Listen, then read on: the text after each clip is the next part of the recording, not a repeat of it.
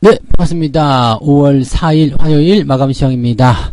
자, 양시장이 이제 반등에 성공을 했습니다. 바닥을 드디어 잡았나? 이 생각 또 드실 것 같아요.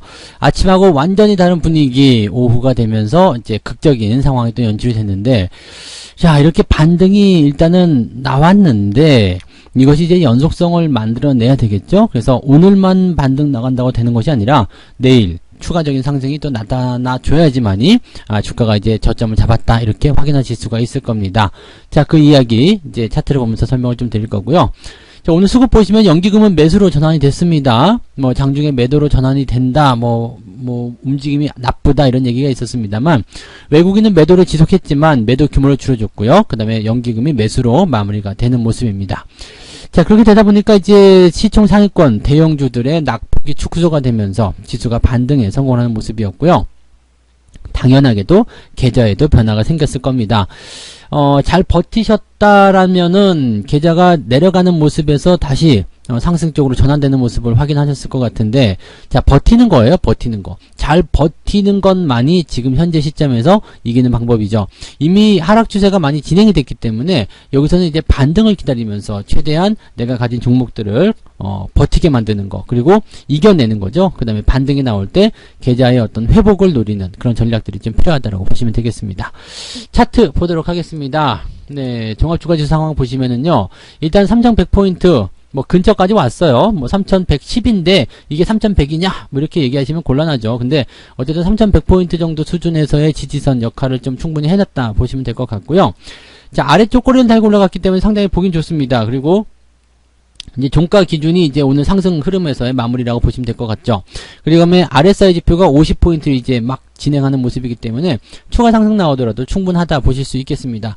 다만 이제 추가 상승이 나왔을 경우에 일단 뭐 추가적으로 올라가는 것은 가능하다 보여지는데, 3200 또는 3150, 뭐 한 7, 80 정도까지 이렇게 올라갈 수 있겠느냐라는 부분들은 아직은 미지수예요. 그래서 추가 상승이 일단 연결이 되는 모습들, 그리고 그 강도에 따른 부분들이 어느 정도까지 연결될 것인지를 확인을 해 봐야지만이 이제 연속적으로 상승할 수 있다, 저점을 잡았다 이렇게 확인하실 수가 있을 겁니다.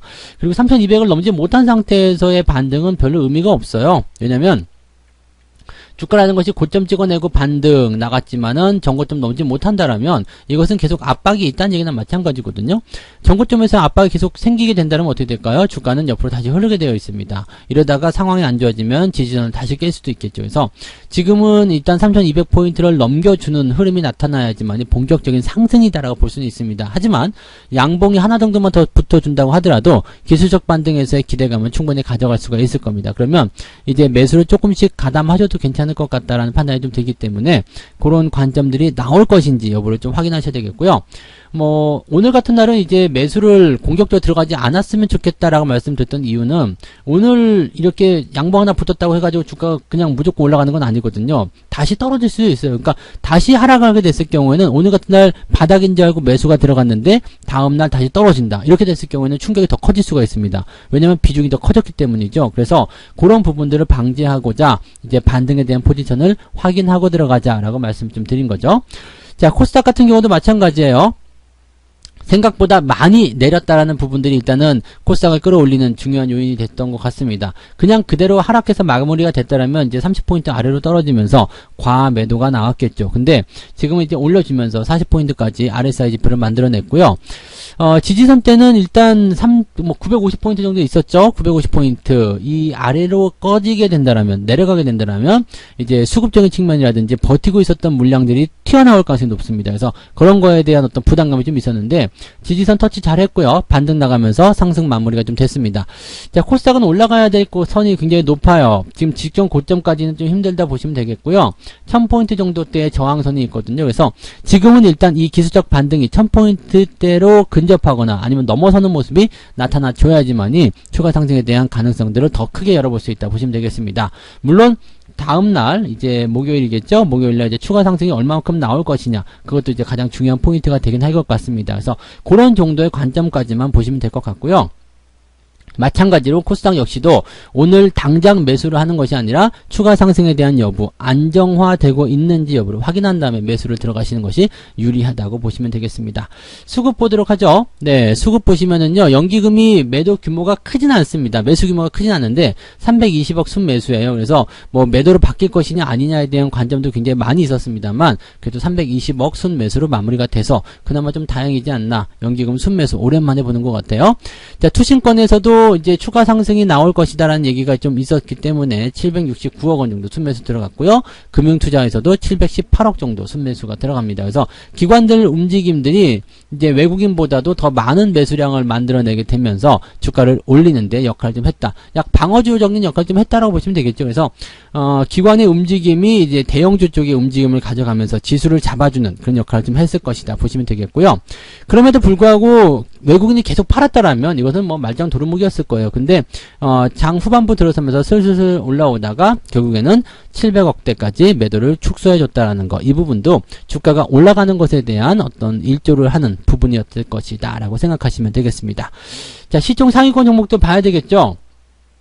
시총 상위권 종목군들이 오늘은 아마도 이제 전체적으로 반등세를 좀 보였을 겁니다. 삼성전자, 하이닉스 지금 시뻘건 모습도 계속 보이고 있고요. 조금 떨어진 것은 요거밖에 없어요. 지금 삼성바이오로직스 하나만 주가가 좀 빠져있는 상태고요.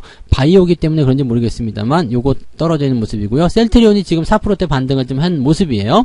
근데 셀트리온 같은 경우는 잘 생각해 보세요. 이게 주가가 이만큼 떨어졌는데 오늘 4% 반등 나왔어. 그래서 박수 칠 건 아닙니다. 왜냐면 이게 어제 같은 경우는 6% 빠졌단 말이에요. 6% 빼놓고 4% 올려놨다. 이거 가지고 박수 치면 안 된다는 이야기죠. 뭐 삼성전자나 뭐 이런 것도 다 마찬가지고 현대차 역시도 마찬가지입니다. 그동안 떨어진 걸 생각하셔야 됩니다. 이번에 반등 나왔다 해가지고 좋아할 건 아니죠. LG화학 역시도 마찬가지. 그래서 시총 상위권 대형주들이 반등을 하기는 했습니다만 그동안 하락한 것에 대한 부분을 모두 다 회복하지 못했다는 것이 중요한 포인트고요.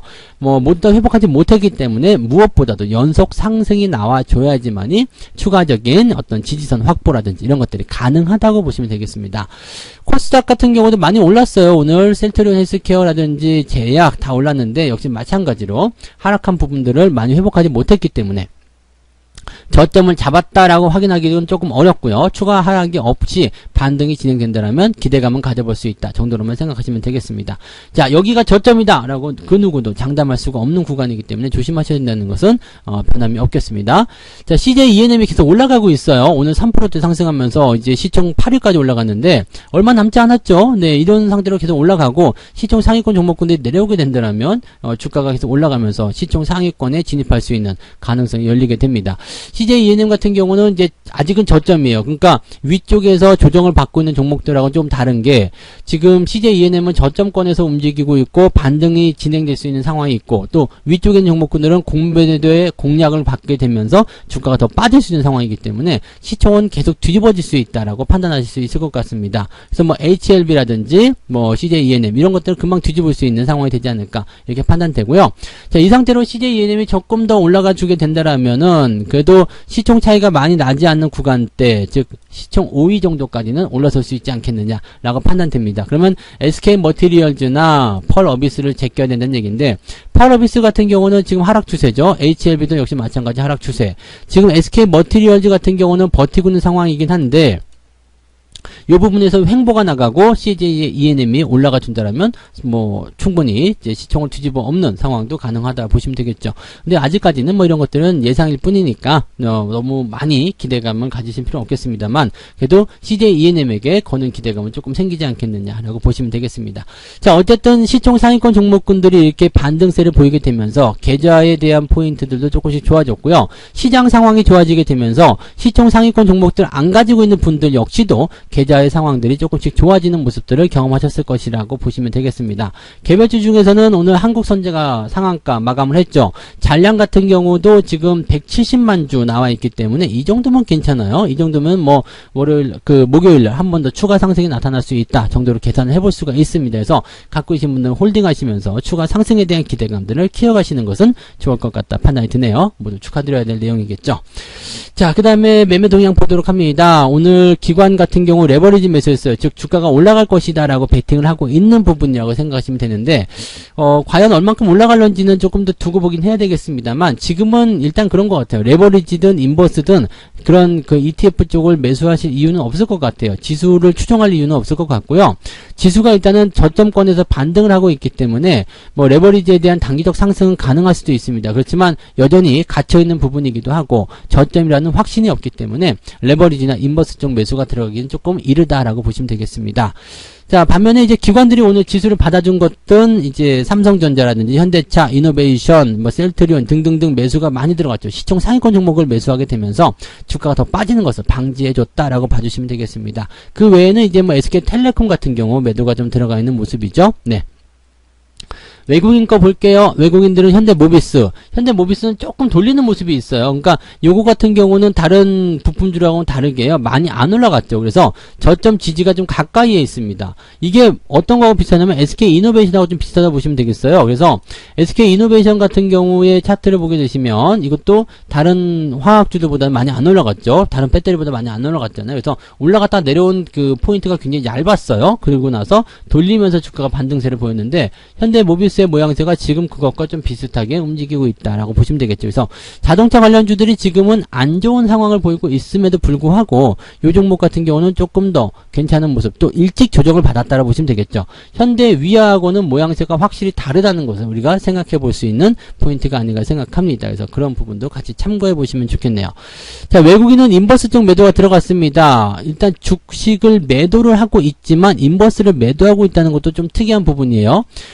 대체적으로 이제 시장 자체를 매도하는 형태로 만들어냈습니다만 주가는 내려가지 않을 것이다 라고 생각하는 부분일 수도 있거든요. 그러면 종목별로 타겟팅 되는 모습이 있을 것이다 라고 생각하시는 부분이 되는 거고요. 오늘처럼 이제 삼성전자라든지 LG화학 이렇게 시총 상위권 종목군들을 매수하게 됐을 때는 시장을 잡아놓겠다는 의지도 같이 들어갈 수가 있습니다. 이제 만길에 대한 어떤 염두에 둔 내용일 수도 있겠습니다만 이제 이런 부분들은 주가가 단기간에 많이 내려갔기 때문에 어느 정도 받아주고 올려놓은 상황에서 다시 진행하겠다 이런 얘기가 될 수도 있겠죠. 그래서 상황은 조금 더 지켜보기는 해야 되겠습니다. 그래서 뭐 지금 상황에서 저점이다 아니다를 논하기는 좀 어렵겠고요. 네, 수급이라든지 매매 동향 보시더라도 그동안 많이 하락한 것들에 대한 일부분 받아주는 형태죠. 즉 매도를 1000억 원 정도 했다 그러면 매수는 한 300억, 400억 정도 들어오는 그런 형태이기 때문에 전형적으로 자기들이 원하는 방향으로 끌고 가기 위한 그러한 매수였다라고 볼 수도 있겠습니다. 역시 추가 상승에 대한 부분들이 반드시 나와줘야지만이 시장의 분위기가 달라질 수 있다는 것을 알 수 있게 하는 대목이겠습니다. 자, 일단은 반등에 성공을 했지만 추가 상승 여부가 남아있기 때문에 서둘러서 매수하실 필요 없습니다. 현금 아직은 들고 계시는 게 유리하고요. 그 다음에 추가 상승 여부에 따라서 매수를 조금씩 진행해 나가시면 아마도 도움이 되실 거라고 판단합니다. 그래서 그런 부분들 같이 좀 참고하시면서 대응하시면 좋겠습니다. 자, 오늘은 휴일 전날이기 때문에 뭐 별다른 이슈는 없을 겁니다. 그래서 편안하게 푹 쉬시면서 5월 5일 어린이날 우리 아이들과 함께 또 즐거운 시간 보내시고요. 편안한 휴식 가져가시기 바랍니다. 그래서 오늘은 여기까지 이야기해드리고요. 다 같이 에브리바디 놀러 가시죠. 놀러 가시고 내일 아침에는 종목 진단이 올라갈 겁니다. 시황표를 필요 없잖아요. 그래서 종목 진단 올라갈 테니까 종목 진단도 참고하시면서 대응들 해주시면 좋겠습니다.